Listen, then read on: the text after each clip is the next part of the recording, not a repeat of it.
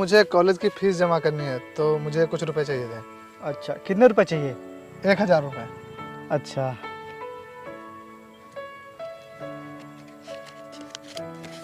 ये ले। और हाँ, मन लगाकर अच्छे से पढ़ाई करना ताकि तुझे कोई अच्छी सी सरकारी नौकरी मिल जाए। देख रहा है मुझे, मैंने पढ़ाई नहीं की तो ये मुझे खेती बाड़ी करनी पड़ रही है। इसीलिए मैं तुझसे बार बार कहता हूँ कि तू मन लगाकर पढ़ाई कर, जिससे तुझे ये सब न करना पड़े। हाँ भाई, मैं मन लगाकर पढ़ाई कर रहा हूँ और मुझे एक दिन सरकारी नौकरी जरूर मिलेगी। अच्छा भाई, मैं चलता हूँ। ठीक।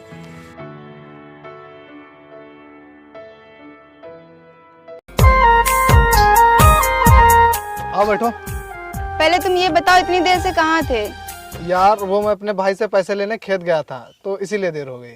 हाँ, तुम्हारे पास तो पैसे होंगे नहीं, सारे पैसे तो तुम्हारे भाई के पास होते हैं। हाँ, क्योंकि वही सारी फसल काट कर बेचता है, तो सारे पैसे वही रखता है। अच्छा, तभी तुम उनसे नौकरों की तरह पैसे मांगते हो। ये तुम कैसी बात कर रही हो? वो खेती करता है तो उसका हक बनता है सारे पैसे रखने का। मेरे लिए यही बहुत है कि वो मुझसे कोई काम नहीं बताता, सारा काम अकेले खुद कर लेता है। तो वो सारे पैसे भी तो अपने पास रखते हैं। अरे वो सब छोड़ो, वो जैसा भी है सही है। चलो बैठो।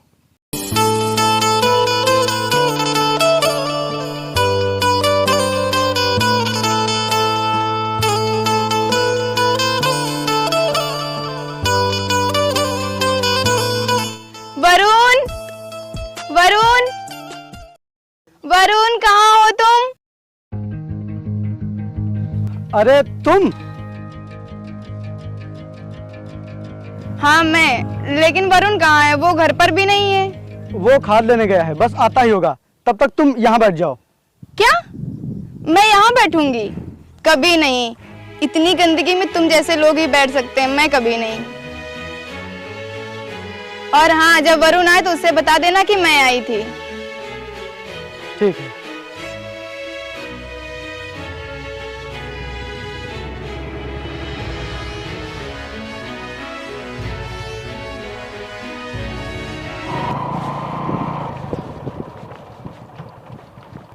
भाई ये ले खाद। ठीक है, ठीक है। अरे वो कोमल आई थी, तुझे पूछ रही थी। अच्छा,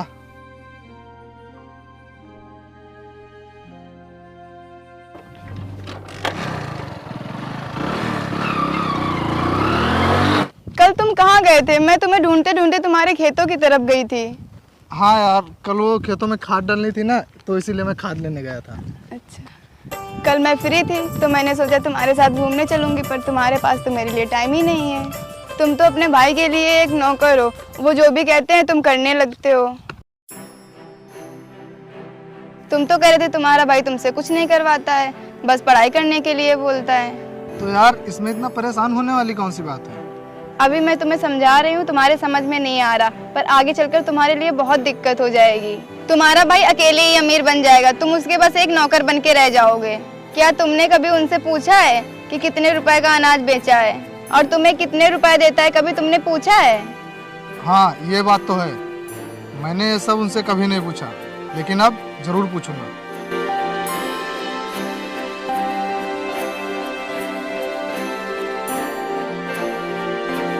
भाई, हमें अगले साल फसल में कितना फायदा हुआ था? फसल में यही कुछ 2 से 2.5 लाख रुपए। और मुझे कितने दिए? तुझे दिए होंगे कुछ 40 से 50 हजार रुपए। और बाकी के रुपए? बाकी के पैसे फिर से खेत में खर्च हो जाते हैं और जो रोजाना घर का खर्च चलता है। अच्छा, तो तुम मुझे सिर्फ 40-50 हजार रुपए में ही समझा देते हो और बाकी के पैसे तुम खुद रख लेते हो। ये अचानक से तुझे क्या हो गया है? मुझे कुछ नहीं हुआ है, अब मुझे आधा हिस्सा चाहिए। तू ये आज कैसी बातें कर रहा है?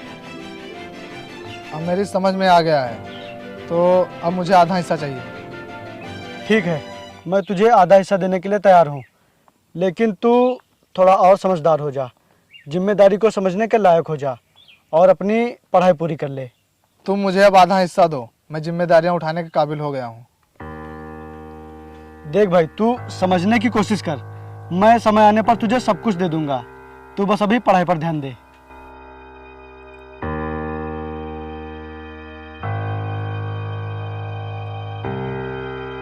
प्रदीप, यार पता नहीं इसे अचानक से क्या हो गया है, ये मुझसे आधा हिस्सा मांग रहा है। हाँ भाई, पता नहीं क्यों।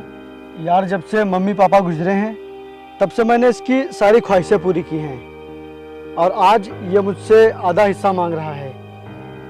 भाई मैं खुद चाहता हूँ कि मैं इसे जिम्मेदारी दूँ, लेकिन ये पहले उस लायक तो बन जाए।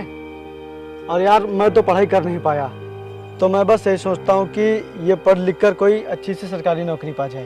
भाई तू परेशान मत हो, एक दिन उसे समझ आ जाएगी और फिर वो तुझसे ऐसी बातें कभी नहीं करेगा। काश काश उसे ये सब बातें समझ में आ जाए। हाँ, तो क्या कहा तुम्हारे भाई ने? भाई बोल रहे थे कि पहले तुम जिम्मेदारियां संभालने के लायक हो जाओ, फिर मैं तुम्हें रुपयों का हिसाब भी दूंगा और जिम्मेदारी भी। यार तुम अपना हिस्सा मांगो, जिम्मेदारी अपने आप संभालना सीख जाओगे। कोमल, तुम क्यों इतना परेशान हो रही हो? मेरा भाई ऐसा वैसा आदमी नहीं है, वो मुझे समय आने पर सब कुछ देगा। कल को जब हम लोग शादी कर लेंगे, क्या तब भी तुम अपने भाई से पैसे मांगोगे? अगर मुझे कोई काम होगा या कुछ लेना होगा तो क्या मैं तुम्हारे भैया से पैसे मांगूंगी? क्या ऐसे ही हमारी ख्वाहिशें पूरी होंगी? हाँ, तुम सही कह रही हो, लेकिन क्या तुम सच में उनसे शादी करोगी ना? हाँ वरुण, मैं सिर्फ तुमसे ही शादी करूंगी। इस बार हम दोनों साथ में भाई से बात करने चलेंगे।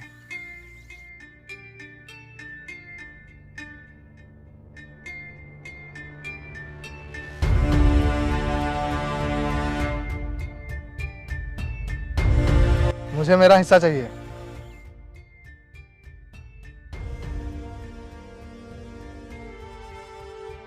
सोच क्या रहे हो? अब मुझे मेरे हिस्से का सब कुछ चाहिए। मैंने तुझसे पहले ही बोला था कि जब तक तू जिम्मेदारी उठाने के लायक नहीं हो जाता तब तक मैं तुझे कुछ नहीं दूंगा। अच्छा, तो वरुण तुम्हें भी बच्चा ही नजर आता है। लगता है इसी बात का तुम फायदा उठा के इसका हिस्सा नहीं देना चाहते हो। अच्छा, तो अब पता चला कि तू किसकी बोली बोल रहा है और किसके इशारों पर चल रहा है। एक्सक्यूज मी, मैं किसी को भड़का नहीं रही हूँ, बस वरुण का हिस्सा दिलाने के लिए बोल रही हूँ। तुम कौन होती हो वरुण को हिस्सा दिलाने वाली और हम भाइयों में लड़ाई कराने वाली?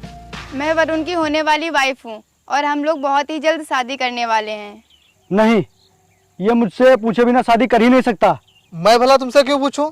और मैं इससे शादी करने जा रहा हूं और मुझे मेरा हिस्सा चाहिए। पैसों से लेकर जायदाद तक मुझे हर चीज में हिस्सा चाहिए। बहुत जल्द वरुण का हिस्सा दे दो, नहीं तो। चुप! नहीं दूंगा हिस्सा। क्या कर लेगी तू? अगर तूने एक भी शब्द कोमल से ऊंची आवाज में बोला तो मैं भूल जाऊंगा कि तू मेरा भाई है। अच्छा किया जो तूने अपना ये रूप दिखा दिया। जब से माँ बाप गुजरे हैं तब से मैंने तुझे किसी भी चीज की कमी नहीं होने दी, लेकिन तूने आज उसका सारा हिसाब कर दिया। ये फर्जी के ड्रामे बंद कर और मुझे मेरा हिस्सा दे।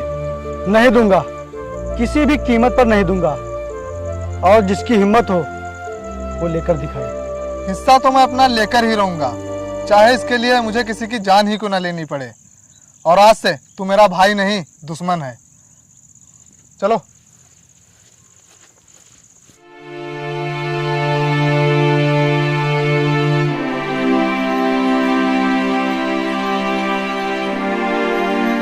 वरुण, अब तो एक ही रास्ता है। कौन सा रास्ता है? तुम अपने भाई को खत्म कर दो। क्या? हाँ, तुम अपने भाई को खत्म कर दो, फिर तुम्हें तुम्हारे साथ साथ उसकी भी जमीन मिल जाएगी। और फिर हम यहाँ की जमीन बेचकर शहर में शिफ्ट हो जाएंगे।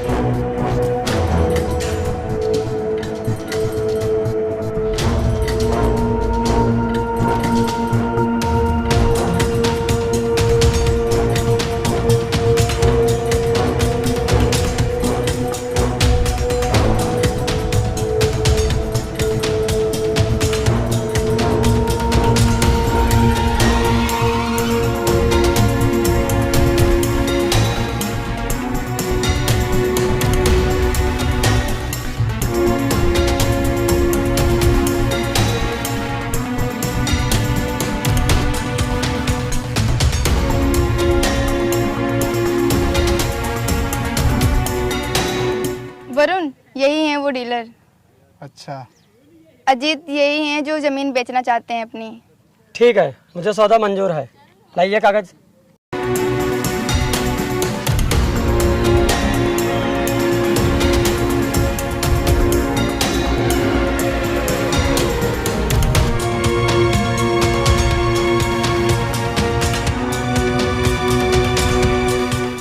ये लो, यहाँ पर साइन करो।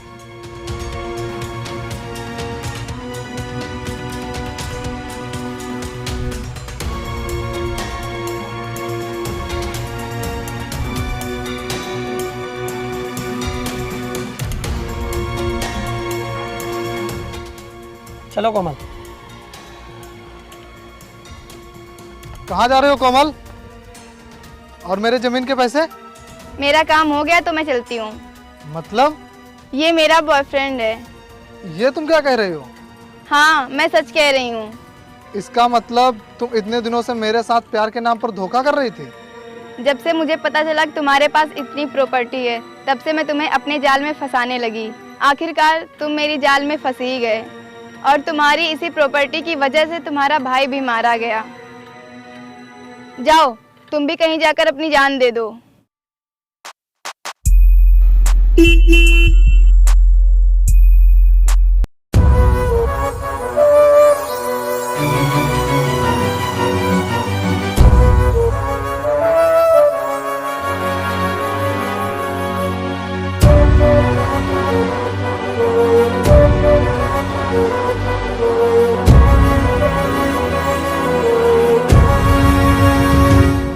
तुम जिंदा हो? हाँ, मैं जिंदा हूँ।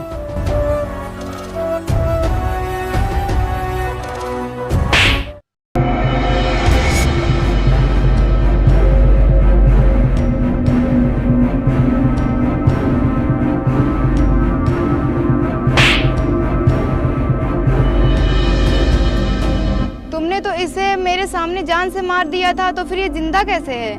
वो सब तो हम दोनों भाइयों की प्लानिंग थी और मुझे तो उस दिन ही शक हो गया था जिस दिन तुमने मुझसे अपनी शादी की बात की थी। तभी मैं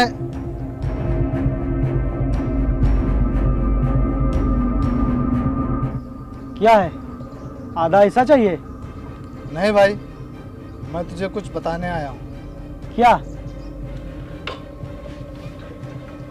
भाई, वो कोमल मुझसे बहुत प्यार करती है। वो शादी करने के लिए बोल रही थी।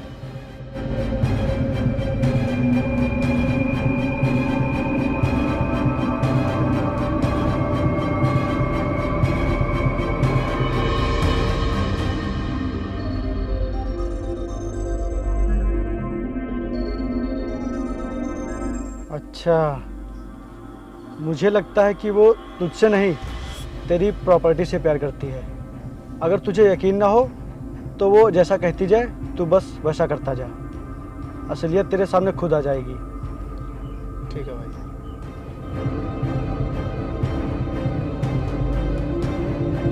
खेल तो तुमने बहुत अच्छा खेला था मैडम, लेकिन आदमी गलत चुन लिया। देखा भाई, मैंने तुझसे पहले ही कहा था कि ये लड़की तुझसे नहीं, तेरी प्रॉपर्टी से प्यार करती है और आज सच्चाई तेरे सामने है।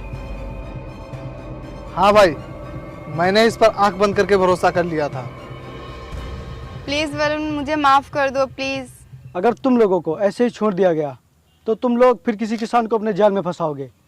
इसीलिए तुम लोगों को सजा मिलना बहुत ही जरूरी है। वरुण, पुलिस को फोन करो।